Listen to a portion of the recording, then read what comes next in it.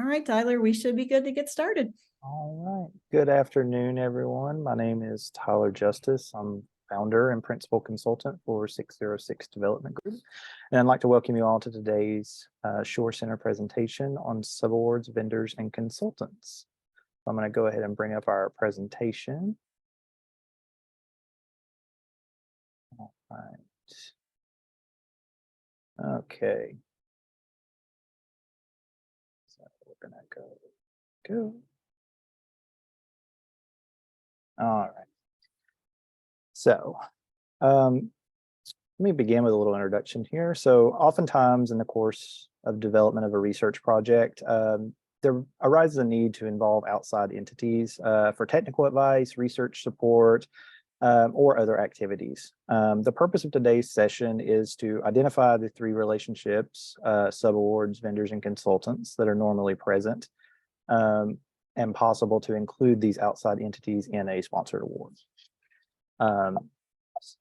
So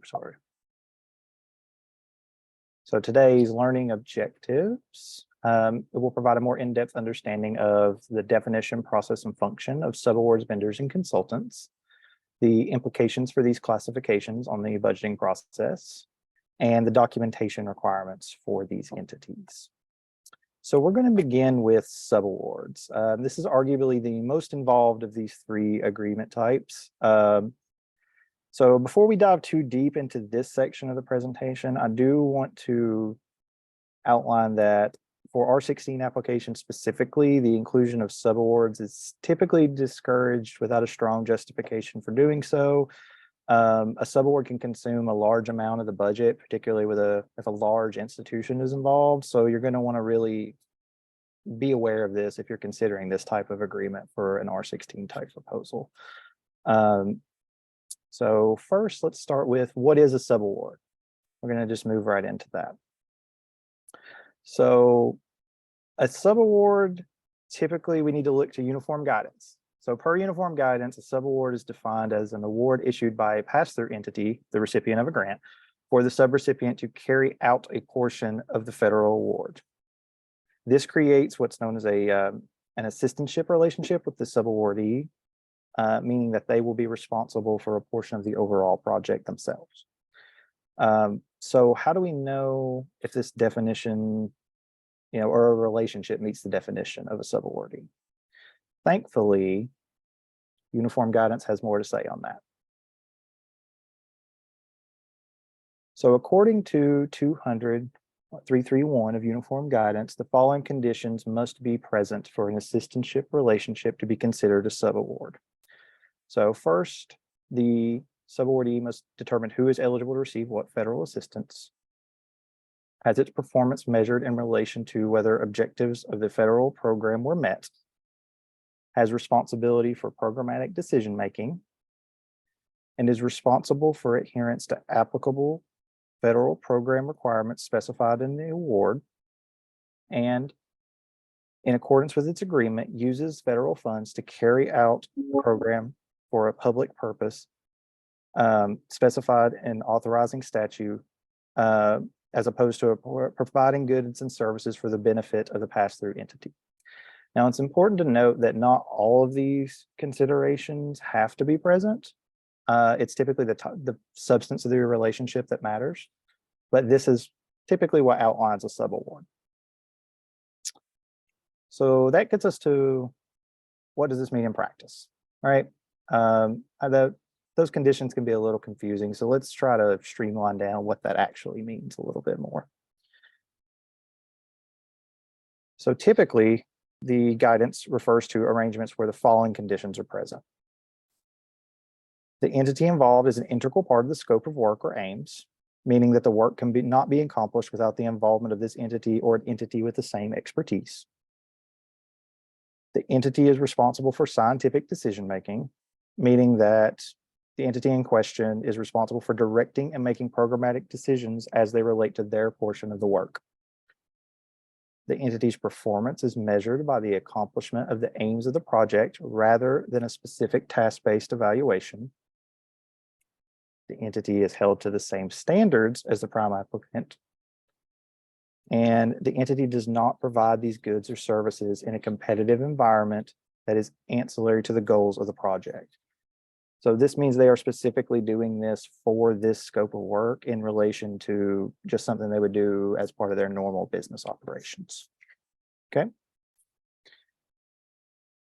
So that kind of covers what a subaward is in practice, as well as, per federal policy.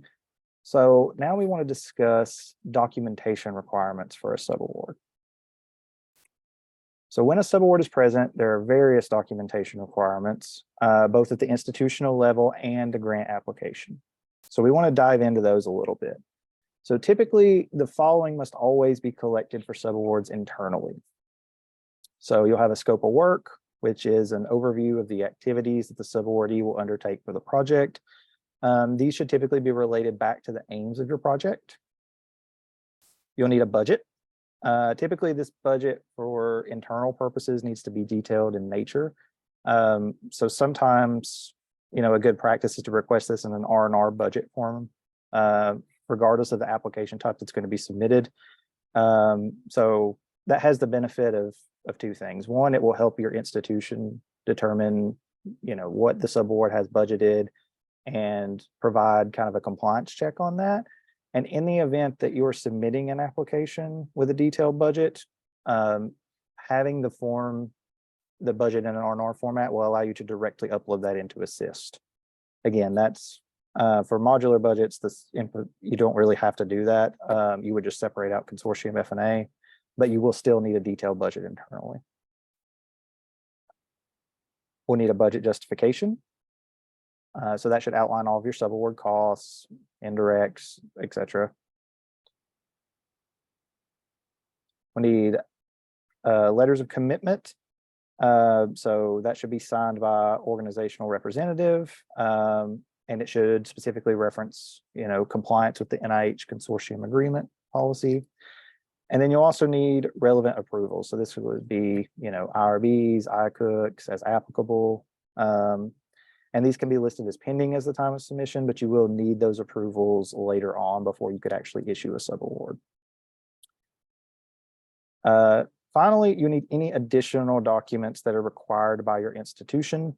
Different institutions can have different institutional policies of what they would like to have collected. So you're going to want to refer back to this and if such thing might exist. Okay.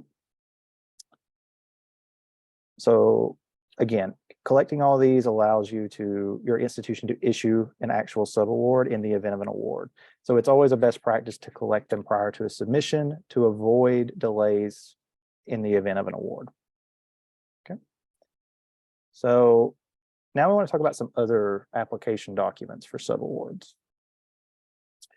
So in addition to the previous documents, the following will also be needed for the application. You'll need a facilities description of your subaward site,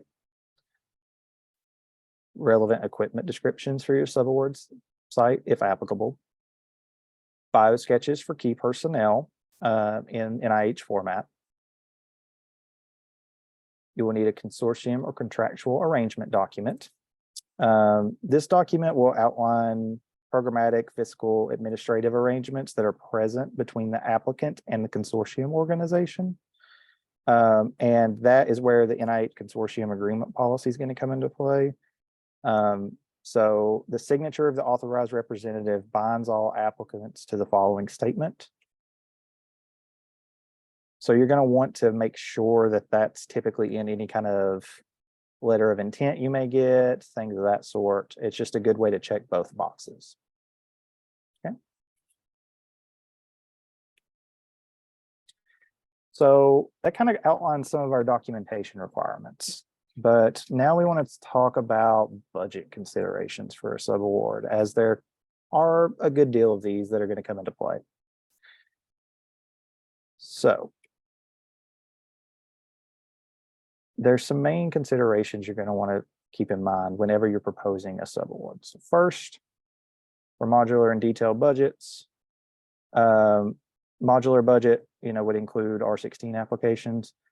Consortium indirects are excluded from direct cost limits. So that's a good thing, right?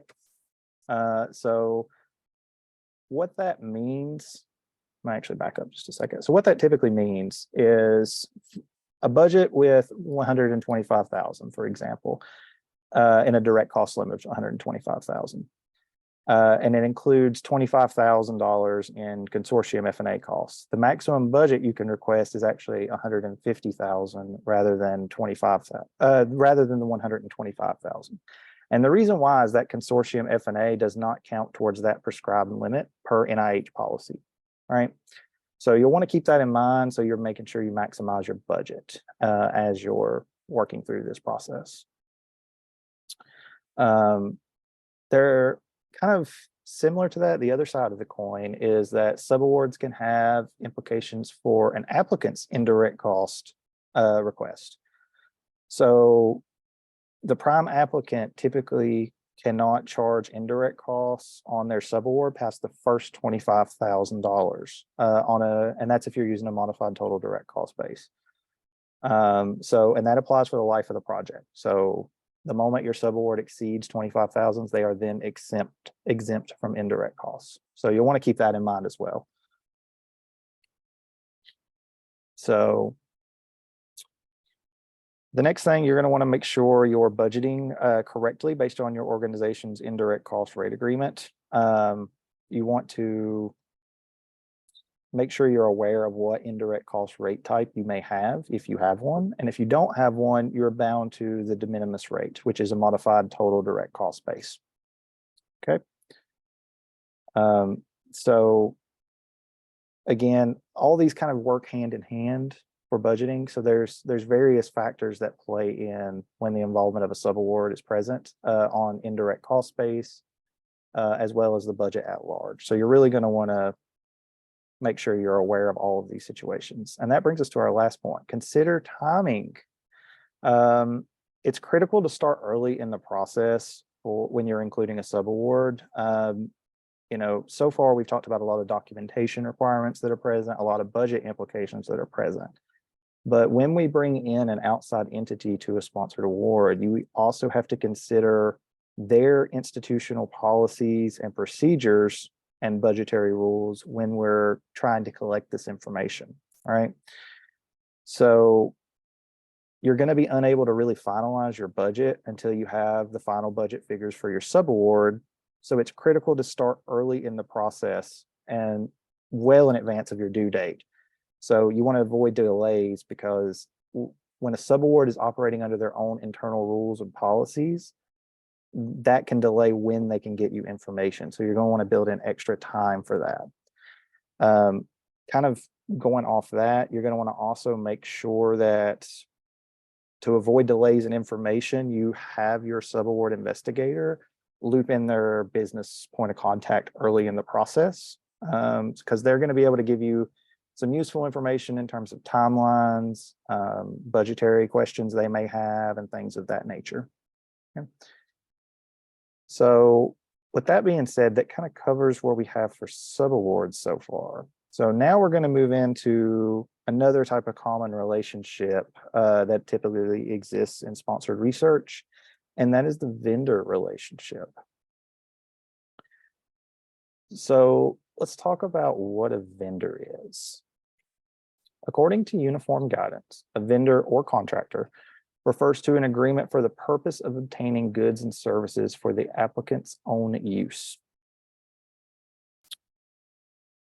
It's important to note that in most cases, the use of the term vendor and contractor are used essentially interchangeably in most guidance and in practice. So it's not uncommon to see interchangeable use here. So you don't want to get confused. This creates a procurement relationship between the applicant and the vendor or contractor. So we have a little bit of a different type of relationship here. Whereas subawards had an assistantship relationship, this is a procurement relationship. So that's specifically for obtaining a good or service. So that brings us to what characteristics need to be present for an entity to be considered a vendor, right?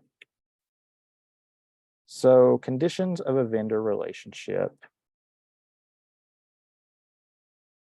According to Uniform Guidance 200-331, the following conditions must be present for a procurement relationship to exist between the applicant and the vendor contractor.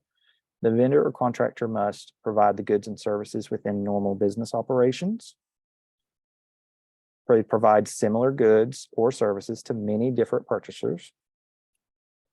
They normally operate in a competitive environment, and they provide goods and services that are ancillary to the operation of the federal program.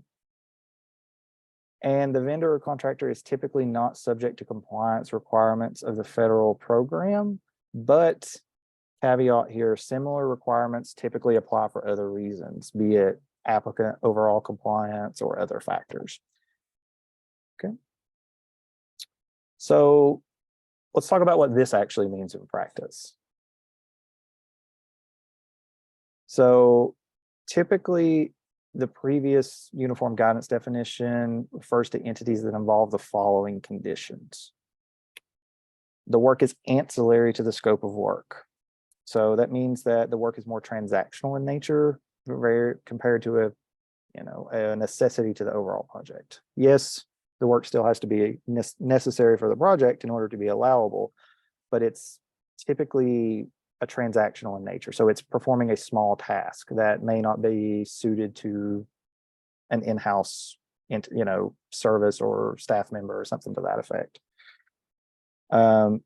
So next, the work is being conducted by an entity or organization that performs the work as part of their normal business operations and does so for everyone equally. So that means they're not specifically doing this just for this one project. This is their normal operations. They do this for everyone who pays for those services. The entity works on behalf of the grantee and maintains no rights to any data or intellectual property developed as a result of the work. Okay, so that's really important. Whereas a subawardee is kind of working jointly with you, this person is working on behalf of you. So that's an important distinction to keep in mind here between these two arrangements. The entity is not held to the same grant reporting standards as the grantee. Again, kind of going off what we just talked about, the same standards typically can apply for various other considerations, but again, their work is more, did they perform the task that was assigned to them, and then you move on, versus various grant reporting aspects that could be present for a subawardee. And then finally, individuals at the contracting entity will not serve as a co-author on a publication. So this kind of plays off the, the data intellectual property development. You typically wouldn't expect to see someone at a vendor as a co-author on a publication. Okay. So let's look at an example at what a typical vendor relationship could look like. Whereas subawards are kind of straightforward. You have, like a co-investigator or a key person at another institution or entity helping with the project. A vendor is a little bit, it can get a little different. So a PI has a need for RNA sequencing services for their project and does not have the equipment necessary to perform this analysis. PI finds a few external labs to perform this service, and after reviewing the published rates from each lab, he selects the most cost-effective for the services they desire. PI sends the samples to the lab for sequencing services requested and receives the data from the lab once complete for use on the project. Here we have a key example of a vendor. This person performs this service. They have published rates. They perform this service in the course of normal business for all people equally. They're providing a transactional service. They're not analyzing this data. They're just giving them outcome measures from the analysis performed, etc. So that's kind of a good example to keep in the back of your mind, is this is a procurement relationship. You're purchasing something, you're buying a service, you're buying a good.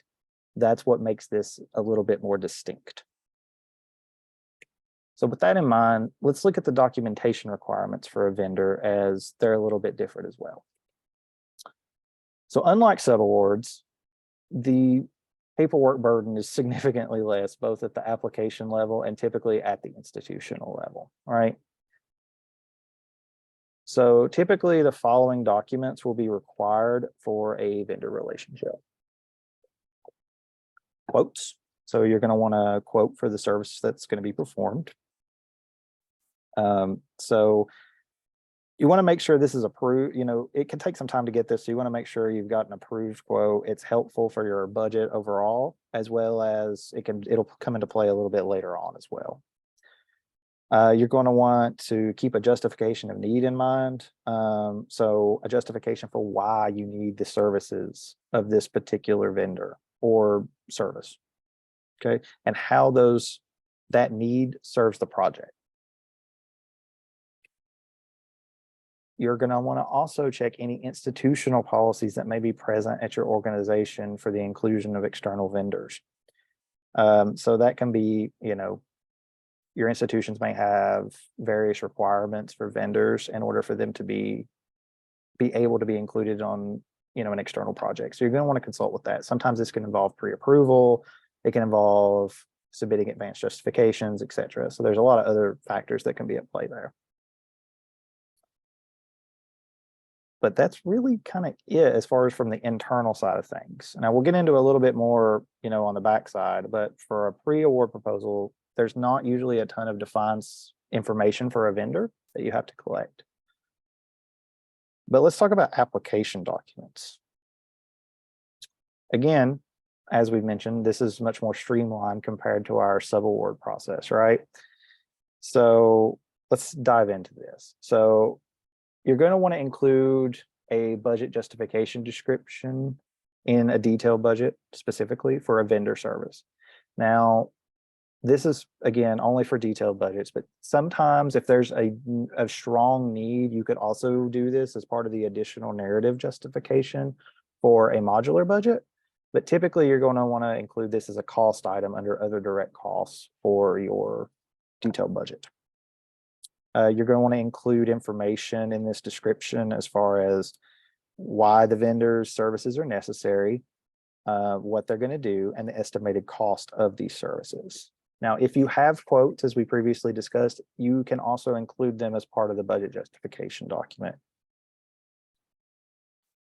So you can include a description of vendor facilities if you have one identified at application. So that if you're already planning for this, you can disclose that in the application, outline what they're going to do and the resources they have available for doing so. And in the same vein, you can also do that for equipment if you have them identified at the application. Okay. And that really concludes the documentation requirements for vendors at this point. There are some additional post-award concerns that we're going to discuss in a little bit. But as far as the pre-award process, this is a much more simplified process than including a sub-award. So just keep that in mind as you're proposing, when you're considering an arrangement type, you want to keep these factors in mind. Okay. So let's talk about some budget considerations for vendors. So keeping with the theme we've developed so far, budgeting is again much simpler for a vendor than a sub-award. Vendor costs are budgeted as a direct expense and are not exempt from F&A costs on a modified total cost or total direct cost base. As previously mentioned, you're going to want to ensure that you budget based off the anticipated cost for the proposed service, and you obtain quotes wherever possible. You're going to need these quotes for a variety of factors later on. So if you don't get them on the front end, be prepared to get them later. You're going to want to also ensure that you're following all applicable procurement standards set by your institution in the event of an award. So this is what I was talking about a few moments ago. Most institutions have various procurement thresholds that require justification. You can sometimes have to get multiple quotes or bids for the service you're proposing, depending on your dollar amount. Sometimes this can involve other things as well. So sometimes sole source justifications. So an ideal sole source justification, you want to be careful with that because that's essentially saying that's the only person in the world that can perform that service. So you're going to really make sure you can outline why that is if you're using a sole source. So make sure you're consulting institutional policies on this in the event of an award. Okay. So with that in mind, that kind of concludes our vendor section. So we're going to be moving into the final agreement type here, and that is consultants. The consultant arrangement can be a little bit unique as well. So we're going to kind of dive right into this. What is a consultant? So a consultant refers to individuals who are members of a particular profession or possess a special skill who are not employees of the prime recipient. This skill should be related to a specific aspect of the scope of work. These individuals typically perform their work on a fee-for-service basis. Now, while this does create a procurement relationship, much like a vendor, in this case, the relationship is with an individual or a specific consulting firm for the procurement of specific task-based assistance or for professional services. Okay. Now, I want to highlight the fact that a consultant should not be an employee of the prime recipient. That's really important. If you have someone who is wanting to consult on your project who is also an employee, you're going to need to budget that as salary benefits for your organization, not as a consultant. Okay. So let's talk about conditions that are present in a consultant arrangement. So many of the same considerations we had for vendors are also applicable for consultants. The consultant, much like a vendor, should also typically provide goods and services within the normal business operations, provide similar goods and services to many different purchasers, operate in a competitive environment, provide goods and services that are ancillary to the operation of the federal award. But something that makes this relationship a little bit different is that there are additional considerations that can apply here that make them a little different than a typical vendor. Okay. So let's take a look at what those are. So the difference kind of hinges on a few things. So a consultant is paid by the hour for their services. Typically, they're going to outline an hourly rate for those services, and that's what they will bill against as they perform. A consultant can be listed as key personnel in an application and provide a biosketch if they meet the NIH definition of key personnel. But it's important to note here, if you do include them as key personnel, their budget should not be included on either a personnel line or anything like that for a detailed budget. They should be listed as a lump sum in consultant services. So you can take a look at the R&R budget and you'll see that field. There's a good session available on the YouTube channel that'll outline all of that for you. Finally, a consultant's activities are typically on a work for hire basis, and all intellectual property is typically retained by the institution procuring the services for the life of the project. Okay.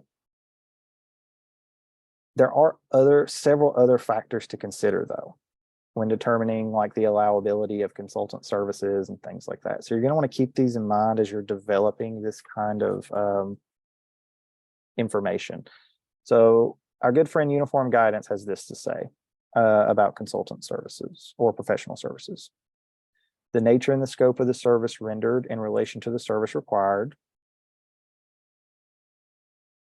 the necessity contracting for the service considering the non-federal entity's capability in that particular area, the past pattern of such costs, particularly in the years prior to federal awards. So that's something you're really going to want to keep in mind too, is make sure you're getting an effective rate based off, the competitive business area that you're in. You don't want a consultant that's going to charge you a lot more than someone similar in their field just because you have a federal project. Okay. The impact of federal awards on the non-federal entity's business. So if there are any new problems, if there's any problems with them participating, things like that.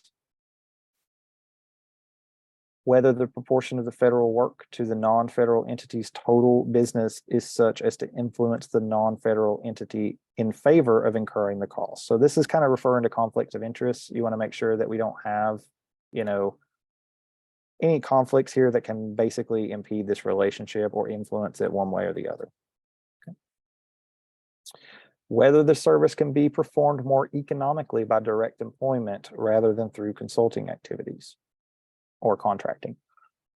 So again, that's kind of where you have a robust justification for why you need this person or this entity to do the activities that they have. So typically you wouldn't have someone else at your institution who would be able to do this or be available to do this for you.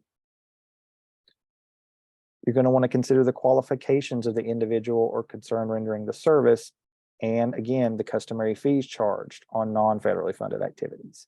You want to make sure you have a qualified consultant based off experience, and again, that they're not overcharging your project. Finally, let's talk about the adequacy of the contractual agreement for the service. So you're going to want to make sure that in the contract that that you work out with your consultant that there's a description of the service, an estimate of the time required, the rate of compensations outlined, and there are termination provisions. And this is going to come into play a little bit later as well. Okay. So this is a lot of information here, but it's important to note that not all of these, again, have to be present in order for consultant services to be allowable. But you do need to consider these factors when you're deciding whether or not to include consultants on projects, as they will have an impact. Okay. So now that we've covered kind of some of these factors, we're going to talk about documentation requirements for consultants. So in addition to the information outlined in the budget justification, for all NIH applications, a consultant should include a letter of support for the application. Okay. The letter of support must be signed by the consultant and should also verify the following: the work they will undertake, the number of hours devoted to the project, the rate they will charge for those hours, because this letter serves to verify the agreement between the consultant and the entity, right? So this letter is very important because it's going to basically refer back to everything else that you have so far, and it's going to play a hand in the post-award side of things. So you want to make sure you've got your letter. In addition to your letter, if the consultant will be designated as key personnel for the application, then you're going to need to also obtain a bio sketch for that consultant that outlines the qualifications. This would be an NIH format again. And again, I'd like to refer you back to the Sure Center's YouTube channel. There's some good information there, as well as on the website related to biosketch development. So take a look at that if you have questions about this, but it's some really good information. So budget considerations for consultant. So similar to vendors, consultants are also budgeted as a direct cost and are not exempt from F&A costs on a modified total direct cost base or total direct cost base. You should budget based on your consultant's hourly rate and anticipated hours devoted to the project on a yearly basis. So make sure you're outlining this by year too, not total. You don't want to say just $1,000 a year. They're going to want to see what that hourly rate is so they can justify the appropriateness of those charges. Okay. For the budget justification, you're going to want to, again, outline the services performed by the consultant and the rate and number of hours you have budgeted for. So this is much like a vendor, right? You want to outline exactly what they're going to do, how much they're going to charge, etc. And this is backed up for a consultant by that letter. Again, it's important to note here, a consultant's rate should cover all of the services that will be performed. So this will include any supplies they need, travel costs they need, etc., to accomplish their work. It should all be charged as a portion of that rate. Okay. So that covers our three main agreement types, right? However, now that we've covered these types, there are additional considerations that we're going to really need to keep in mind, because as they apply to all the agreements you may encounter. Okay.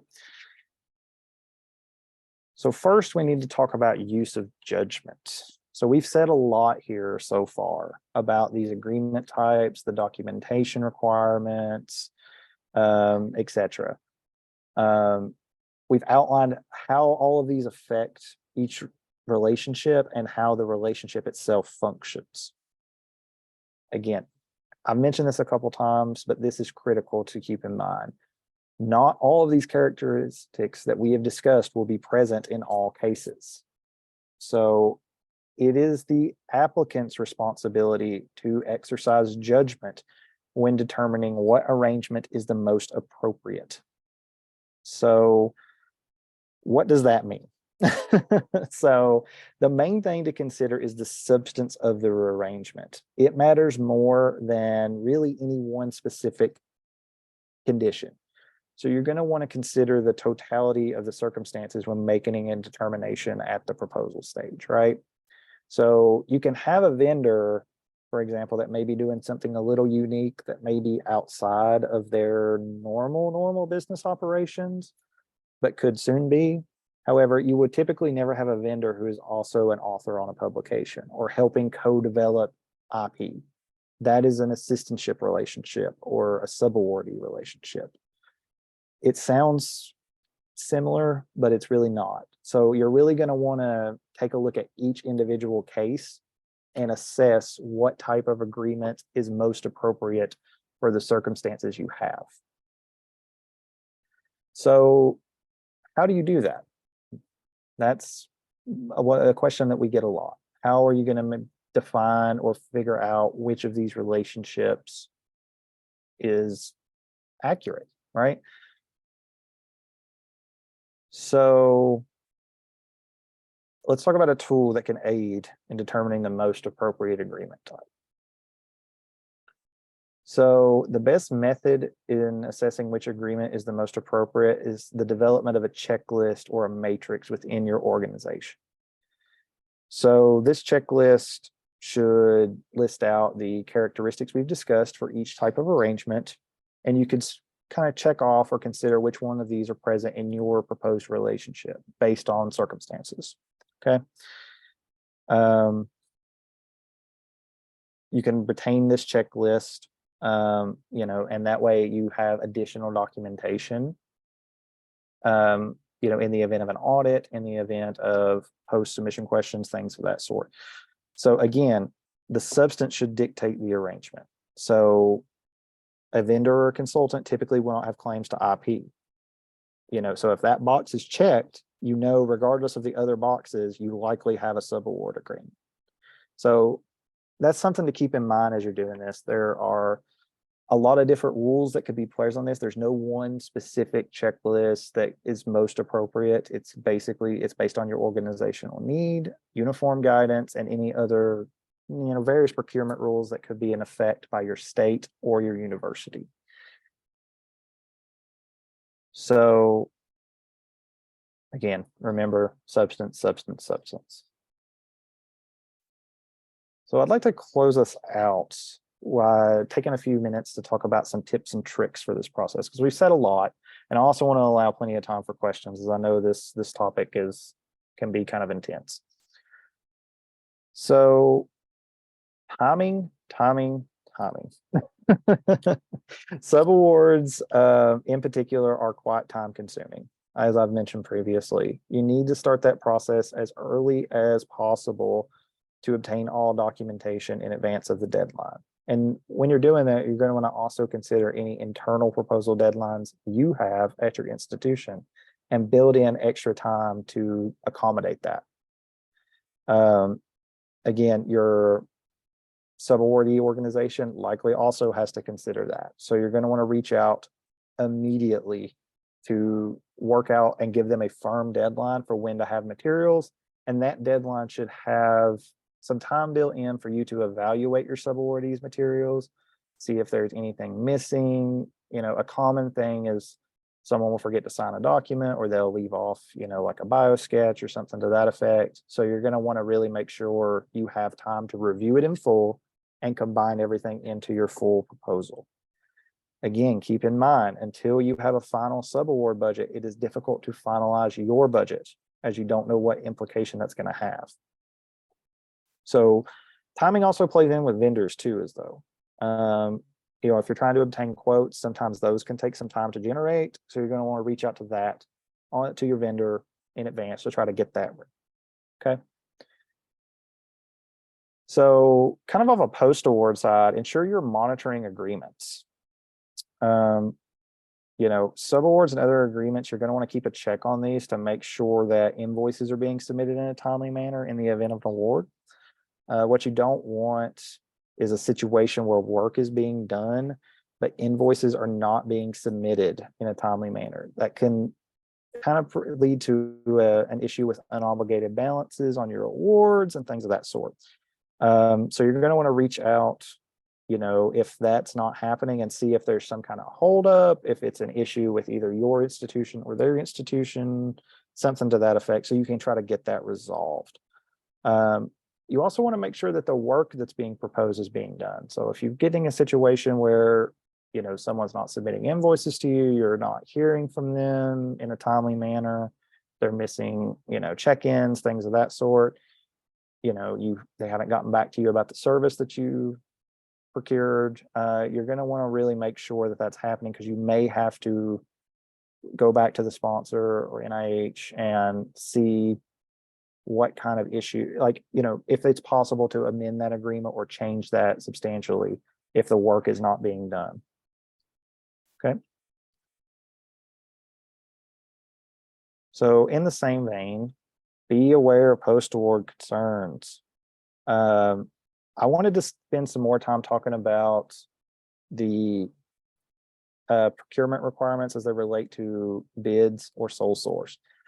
So based off your procurement standards, yes, you can propose a particular entity in a proposal, but when you get that funding, just because it was proposed there, you will also have to potentially get other bids, and it's possible you may switch that vendor as the cost has changed or things of that nature. That typically doesn't constitute prior approval for vendors in particular. So you're going to want to make sure you keep that in mind as you're preparing to start your work, right? Because you can't just immediately contact your vendor and say, go. You need to contact your institution, find out how many bids you may have to have. If there is a sole source justification, you're going to have to write that, and it's going to have to be quite robust. And you're going to want to, when you're writing those kind of items, you're going to want to basically keep the aims of your project in mind and explain how and why you have to have this particular entity do the work you've proposed. Okay. So that's really critical for this. So that concludes the main body of our presentation. We're done a little bit early, but I wanted to allow plenty of time for questions, as this concept can get quite confusing. So Melissa, how many So we got a couple of questions in the Q&A box already, but as we go through these, certainly guests are welcome to add to the dialogue, and we'll get through as many as we can. The first question is asking, the $25,000 limitation on the indirect cost base, is that per year or for the total period of performance? That is for the total project. So you cannot charge indirect costs above $25,000 for the life of that project. Now, in the event you had a renewal or something like that for, say like an R01, that would start over with the new competing project, but it's one time for the life of the project. That's a good question. Great.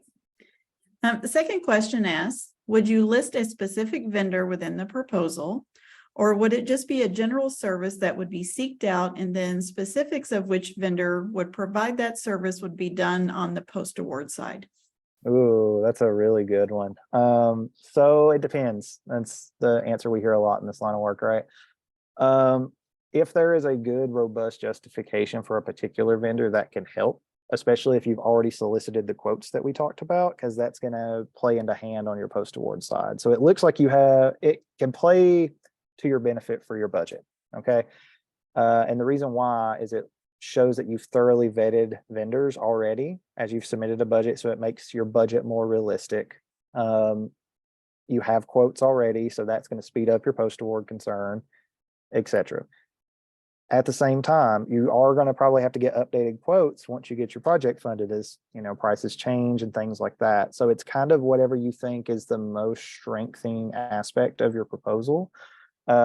Typically, if there are a lot of different vendors that do that service, I would just outline, fee for service basis costs for X, Y, and Z, and you could provide examples of potential vendors without picking any one specific one. So that's a benefit to you could do. So it's really situational based off what work you're proposing and who you want to do it. Any more? There aren't any more at the moment. I thought I would get a lot more than this. I left a lot of time for this. I figured the subaward process alone would get a ton.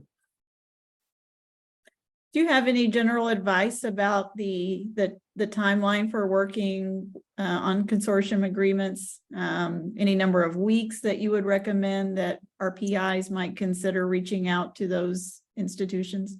Yes, actually, that's a very good question too. A minimum of 4 weeks, ideally between 6 and 8.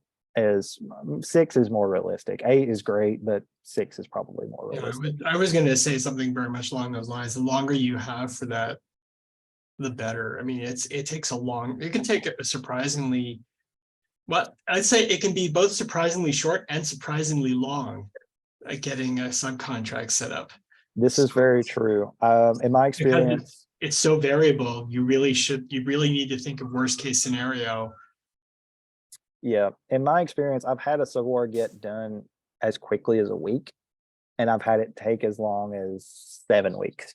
So it kind of depends, again, if you're kind of following some of these standards, like you're looping in the business contact early before you get too deep into, programmatic discussions with your PI, and you're starting that budget in tandem with your programmatic conversations, it can speed it up.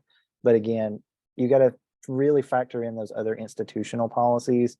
Most places have at least a 3 to 7 business day deadline for submission and review of external awards and agreements. So that automatically, it's going to be a week of review before it gets to you, or near a week of review.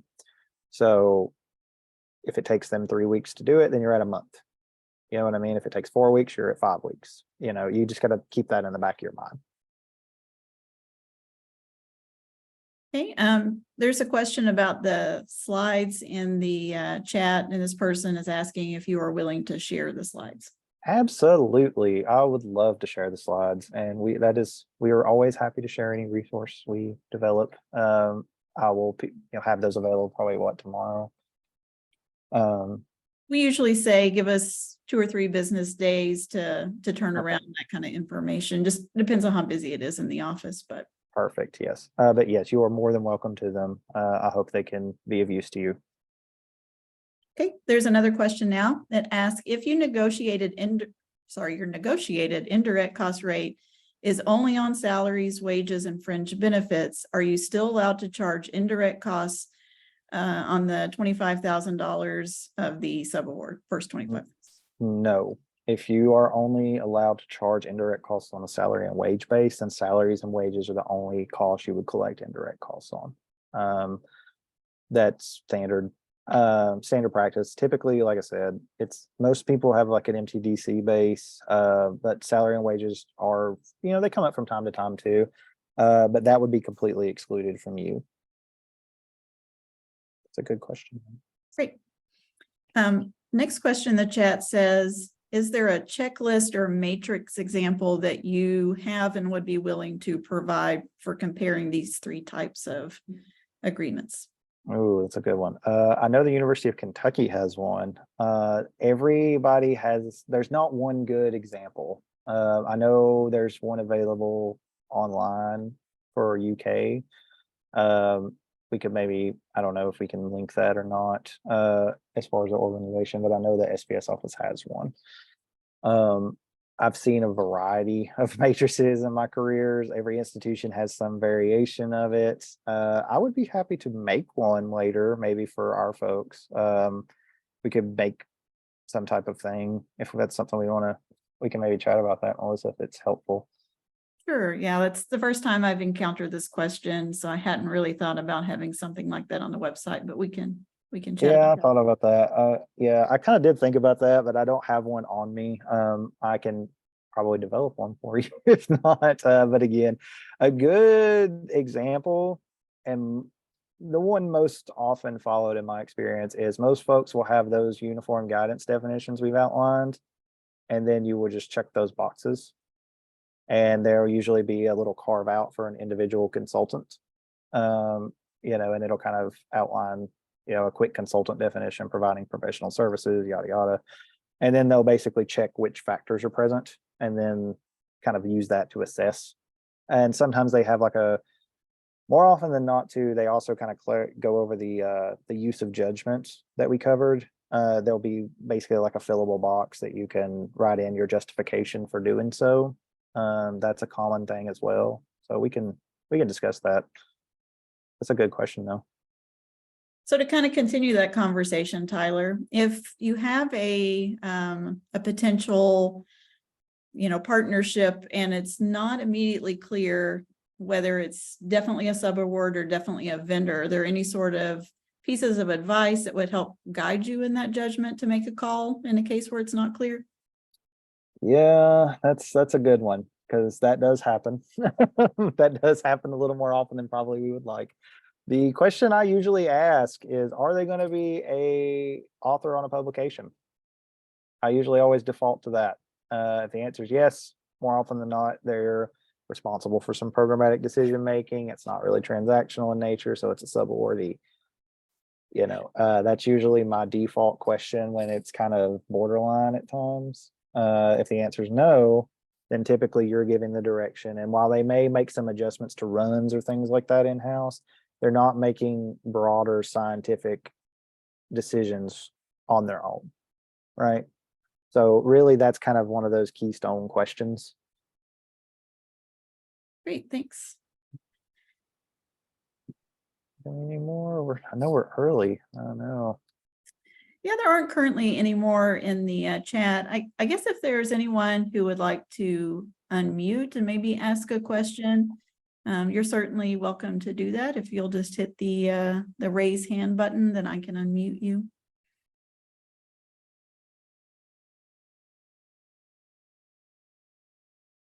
Otherwise, we'll just. We got one. All right, Mina, you should be able to unmute and chat now. Thank you. And thank you for the presentation and for today's session. This question may not be related to the content of the session, but I was thinking all along when you were presenting your slides. Yeah. My research has been suggested to be conducted at VA Medical Center, and I'm in Nevada State right now. And I work at University of Nevada in Las Vegas. And there's no agreement between UNLV, the university, and the VA Medical Center. And it has been a long duration for such a process that has to be implemented before I do apply for external funding. I was wondering if you have any experience in that regard and if you can share any suggestion. Thank you. Oh, that's a good one. I do actually have some familiarity with VA agreements and MOUs for shared staff. It is that's kind of a little bit removed from what we're talking about here. As far as, so are you talking about like the VA is going to buy out like a portion of your time for work done over there, or are you just like setting up like a lab over there? So I'm going to use the data set, large data set, because my research is about polypharmacy or medications before cardiac arrest. And when I talked to program officer at NIH, it was suggested that I can use the data from VA. And I heard from other investigators when I talked with them in other universities, they said that VA is it has very reliable data in terms of medications, other kind of data. So that's why it was suggested that you go to the VA Medical Center. And in meantime, I have been in process of getting my employment at VA, which is a non-compensatory employment, but it has been a long process, put it that way. Yeah, unfortunately, I don't have a ton, because there's a lot of different agreements that VAs can use. So they can do, kind of an MOU between your institution and them where they buy out a portion of your time to do VA activities. There can be like a joint appointment with the VA that's not compensated. And there can be it's called like if memory serves, like an IPA. It's like an interpersonnel agreement between like the VA and an institution. which again can be compensated or non-compensated. Typically, I don't have a lot all of that works different based off your institutional need. It really does. Like all the institutions have slightly different policies, different entity, like different requirements for what they have to have for those agreements, how they're going to move through the process, etc. There's not really one good answer for as far as speeding that up, I'm afraid. Sometimes the VA can be a little slow sometimes, just because there's a lot of different approval levels that have to go through over there. So it's a little different than typical sponsored research. Thank No, you. that's yeah, it's my pleasure. I'm sorry I don't have more of a direct answer to your question, but unfortunately, that's really about the best I can do based That's off your. fine. I feel like I'm individual and I'm kind of between VA and the university, and it's kind of, I just have to wait, I guess. Thank you so Yeah. much. My pleasure. Hey, Tyler, there's another question in the Q&A box now. It says if we have a collaborator that can run the samples for us, but they also want authorship on a manuscript and they want to charge for service, should they be listed as consultants, vendors, or subawardees? Typically, that's going to be a subawardee. Sometimes you could have it. It is possible to have a consultant on a publication. It is. But typically most institutions frown on their direct employees being consultants in their professional capacity. So what that means is, as a university employee, I would not, as part of my university duties, I would not be able to act as a consultant. But if I was affiliated with another entity, a business, something like that on my own time, separate from those duties, then potentially I could. But typically, based off the scenario you've described, that would more, if they're at an external site, that is. Now, if they're internal, you would just basically include them on your budget as salary, personnel, etc. And then you would include a portion of the direct costs as part of your overall budget. But if they're at a different site, that would typically be a subawardee. Okay, great. We've got another hand raised. Beatrice, you should be able to unmute and ask your question now. Okay, so to piggyback on that question, what I've been seeing a lot on the proposals is that they're putting consultants from other institutions on the application, but they're kind of keeping the financial threshold at the limit, I guess, that would create an issue, like around $5,000 or $2,500. So have you seen any of that? I have seen a bit of that.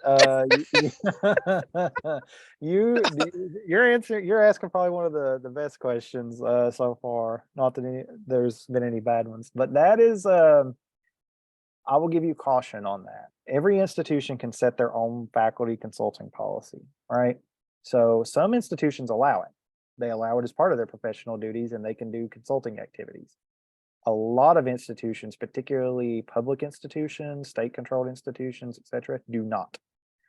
So when you see that, I would always, and it does happen. It happens to me. I've seen it a lot. I always try to ask the question: have you confirmed that this, consultant's institution is agreeable to them serving as an individual consultant, not a subawardee? A lot of times what will happen, you can put it in that way even if they confirm it, but if that institution actually does not approve that, they will likely balk when they find out about it. And then you can get into a situation where you have to try to add a subaward after the fact. And Yes. it's a prior approval action. I feel like you've been in that situation already. Yeah, so just trying to see if anyone else shares that same pain. I do share your pain. That is the best advice for getting ahead of it, is cautioning them that if that is not the case, it is going to substantially delay that portion of the project, as you'll have to get a full subaward proposal, you'll have to go to NIH for approval, work through that process, and then you'll have to go through issuing the actual amendment process. So you're talking about substantial delays if it's not disclosed on the front end. So would we be out of order to require that type of approval from their institution before we submit their names on that application as a consultant? Some people do that. That is, Okay. some people will do that. They'll ask for confirmation from like a department head that they're allowed to serve as an individual consultant or something to that effect. Some people will take documentation from that PI directly in writing, because that gives them something to at least go back on. It's kind of an institutional decision depending on how often you're having that problem, because you have to balance, do you want to create a burden for all consultant activities, you know, that happen, or just it depends on what kind of volume you're getting of that. You know what I mean? Okay. Thank you. That is an excellent question, and it is a very common occurrence. So thank you for asking that. Anybody else? Still got a little time. Just give it another minute or so and see if we get any more hands raised or any more questions populating in the Q&A. All right.